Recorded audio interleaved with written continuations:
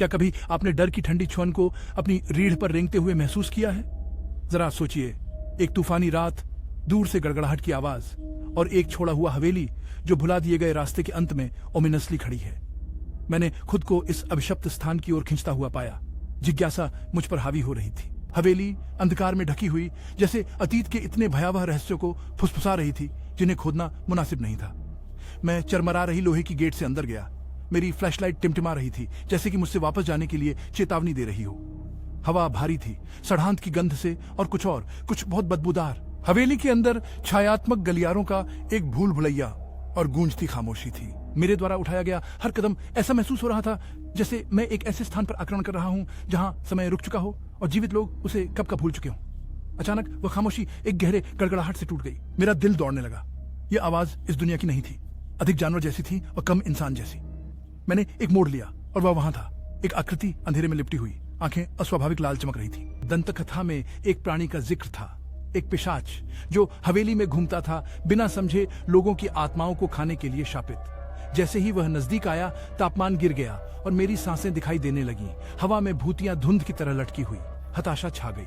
मैं भागा, मुड़ते घूमते गलियारों से ठोकर खाते हुए। प्राणी के कदमों की गूंज मेरे पीछे गूंज रही थी। मैं उसकी उपस्थिति को महसूस कर सकता था।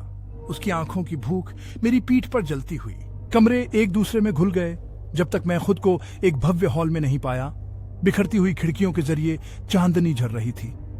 वहां केंद्र में हवेली के मूल मालिक का चित्र, उसकी आंखें उस प्राणी जैसी अस्वाभाविक रूप से दिख रही थीं। सच्चाई ने मुझे बिजली के झटके की तरह मारा। पिशाच कभी इस घर का मालिक था, अपने दुष्कर्मों के लिए शापित। वह इस स्थान से बंधा हुआ था, अनंत काल तक अंधकार और रक्तपात के लिए निंदा किया हुआ। घिरे होने पर मेरे पास उसका सामना करने के अलावा कोई विकल्प नहीं था।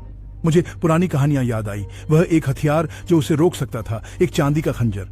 किस्मत से मुझे एक मिला, एक पुराने धूल से भरे कैबिनेट के गुप्त हिस्से में छुपा हुआ।